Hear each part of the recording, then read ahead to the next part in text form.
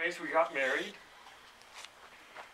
and like, we were on top of the world.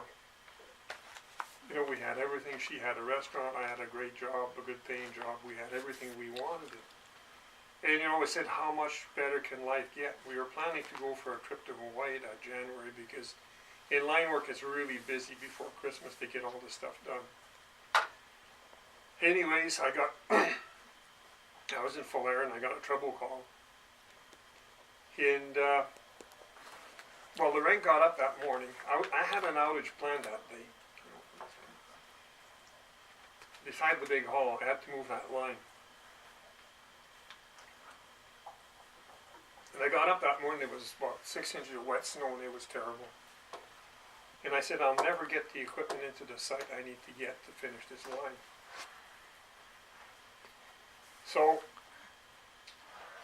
Lorraine went to work and I called the trouble center in Vegreville and I said, I can't do this job because I can't get into the site to do it. So I went back to bed. I went to sleep because I was tired. We had a lot of trouble calls that summer. The phone rang around 9 o'clock and it was trouble and they said, assistant district manager's out there and he said, there's a lot of power that's out and he said, he needs help. He said, give him a call on the radio and he'll tell you where to go. So I did. I picked up another line and away we went. Got to the location, found the location, did 3 repairs. It was in the afternoon and I called him. I said, is there any more breaks in the line? So it was just north of here actually. And he said, I'll fuel up my truck and I'll meet you there later. So we were repairing a line and we did our old procedure, grounding and everything. Went back, turned it on, fused in the hole, said we must have one more break. So the assistant district manager showed up at that time and he said, he asked me what's going on. I said, well, we repaired this one, but there's another one. He said, I'll go do the switching and grounding for you. So he came back and I had doubt. I said, that didn't quite take him long enough. There's something, but, you know, I said, well, anyways, I put a jack in the line, started pulling the line together, and that doubt came back really strong. I said, did you leave your grounds back there? He said, no. I said, did you take the hot line trap off? He said, no. I said, I hate working like that, not so many nice words. And the power went on. And what had happened, I didn't have my outside speaker in the radio. And Rod Brown was coming in from Peace River to help us. And he tried to call me, I didn't answer the radio. And the district manager intervened and answered the call. And he said, what he called about Rod, he said, well, I don't want to turn the power on. Paul, where is he? He said, he's out by the tower. He thought I was just half a mile north of Falera. And that's how the power got turned on. But when that power went on, it blew me back 20 feet. It's 14,400. And I was laying in, I had my emergency first aid and I knew.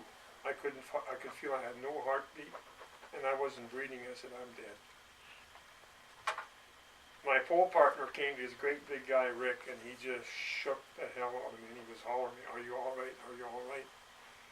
It defibrillated my heart and I started breathing again. The doctor said if you wouldn't have done that, you were dead. Anyways, then he ran on the radio and he hollered, Mayday, Mayday. And the operator answered and he said, what's the nature of your emergency? He said, I have 2 linemen electrocuted and I need an ambulance. I said, where are you? He said, I don't know. He said, Paul, where are we? I said, we're beside Marcel Cloutier. So they told that, they were communicating with the hospital, and they made sense, and they started sending the ambulance out. And I was looking around to see if there's anybody else coming or whatever. I'm going to holler at him and stop him. Was it Morris? Lucien Chuquet. I seen a red and white Ford pickup truck come down the road. When he was close to me, I hollered as loud as I could. He stopped, and he said, I was laying in the ditch. He said, Paul, what's going on? I said, well, we've just been electrocuted. I said, we got no broken bones. But I said, we have to get to the hospital as fast as we can. So they tried to lift me in the truck, it was hurting so bad, so they grabbed me by the coveralls and they sat me in the pickup. The ambulance showed up, and he said, do you want to go down? I said, no, I was so painful, so I don't want to get out of the truck. So they seatbelt me in, and they took me to the McLean Hospital here. And the first thing when they got into the emergency is they were putting ice on me to try and cool me off, because 14,000 volts of electricity is equal to 37,000 degrees, equal to a nuclear blast. How I survived that, the doctor said, because your heart rate was probably in the high 50s and low 60s. That's the only reason you lived. But anyways, everything, my hands were in a fetal position. I couldn't do nothing in the emergency. They called Lorraine, she showed up. And they were actually ice packing me like crazy. And I was asking for more painkiller. And he said, no, I can't give you any more, because I knew what he was talking about. It would have killed me. So they stabilized us, and Blaine McRae too, he was revived. I shouldn't mention names, I guess. But he was laying face first in the ditch, and he had gurgling sounds coming out of him. And I said, Rick, roll him over on his back, and I had learned the old, is it called the old Heimlich maneuver? I said, lift his hands. I said, do you know first aid? He said, no. I said, lift his hands above his head and pull.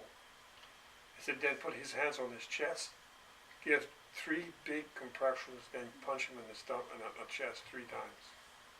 And he kept doing that until he revived him. Rick was a huge man.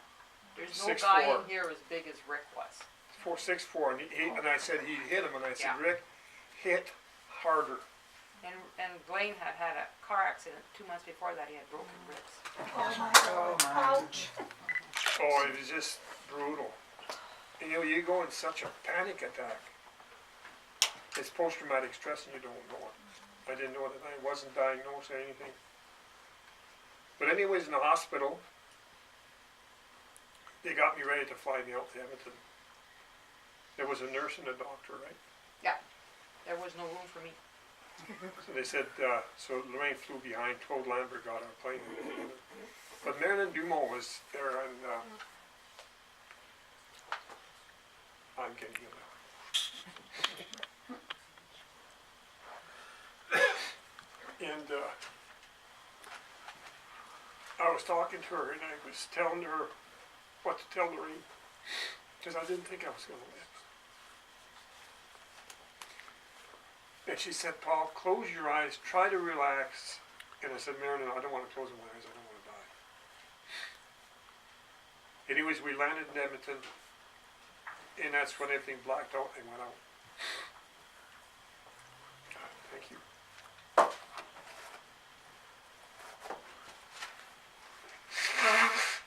I always get emotional talking about that. I call it talking about the worst day of my life. So that's when everything blacked out. I remember just taking me off the plane and took me to the hospital. I woke up 3 days later, my left leg was amputated and 2 fingers in his hand.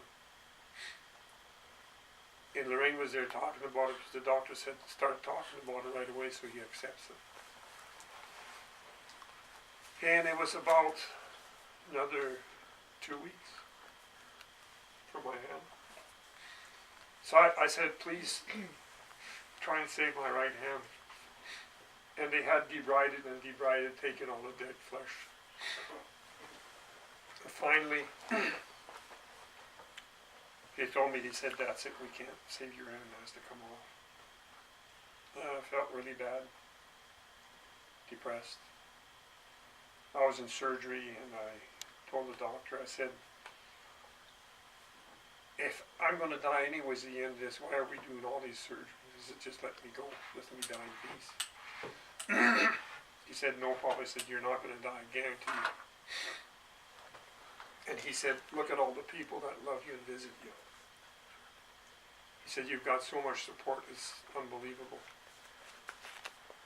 Came on that surgery, and actually, I used to get, what do you call it?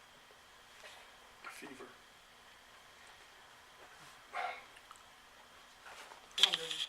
I had gangrene, and they used to turn into